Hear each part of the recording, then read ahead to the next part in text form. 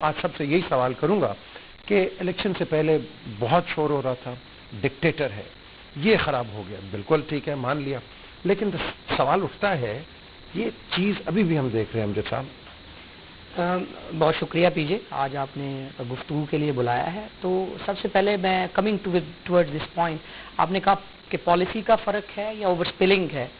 میں سمجھتا ہوں کہ پریزنس آف یونائٹڈ اسٹیٹس جو ٹاپ ایڈز ہیں، میں سمجھتا ہوں اٹ از الارمنگ۔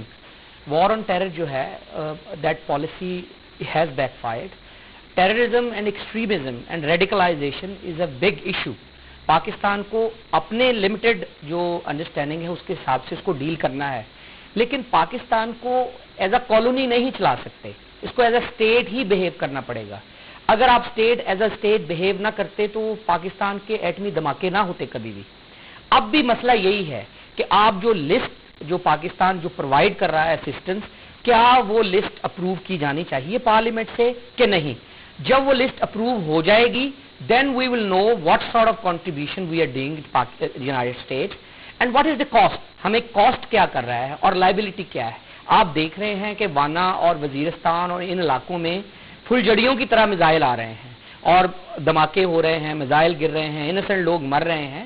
تو there is a genuine need کہ whilst we should acknowledge کہ پاکستان میں ریڈیکلائزیشن بڑی ہے، ایکسٹریمزم بڑی ہے، there is a genuine need کہ ہم اس کو کرب کریں، ایٹیٹیوڈز میں جو ریڈیکلائزیشن اس کو ختم کریں، ریکنسیلیشن کی طرف جینوئنلی بڑھیں۔ بٹ along with this ہمیں یہ بھی چاہیے کہ ہم کسی اور ملک کو اپنی ساورینٹی کے اوپر قبضہ نہ کرنے دیں۔ ٹرکی نے دیکھیں 38 بلین ٹھکرا دیے، انہوں نے کہا ہماری پارلیمنٹ یہ کام کرنے کے لیے تیار نہیں ہے جس کی سزا صدیوں ہماری قوم بھگتتی رہے۔ ہمیں بھی آج یہ فیصلہ کرنے کی ضرورت ہے کہ ہم نے ملک ایز اے ساورن اسٹیٹ چلانا ہے یا کہ ایز اے کالونی بن کے چلانا ہے۔ اور اس دوران میں ایکسٹریمزم دیکھیں، ہمارے 80 سے زیادہ سوئسائڈل اٹیکس ہوئے ہیں ایک سال میں، 2007 میں، ابھی مارچ نہیں گزرا 16 سے زیادہ اٹیک ہو چکے ہیں۔ تو یہ ایک الارمنگ سچویشن ہے جو کسی بھی گورنمنٹ، کسی بھی کوalition whether it is PMLN, PPP, MQM, whoever it is an alarming thing and joint اور consultation کے ساتھ ہی اس کا مقابلہ کرنا ہوگا۔ اور winning hearts and minds, which is very very important. You can't rule with might. You'll have to sit on a negotiation table, talk to them and try to solve problems.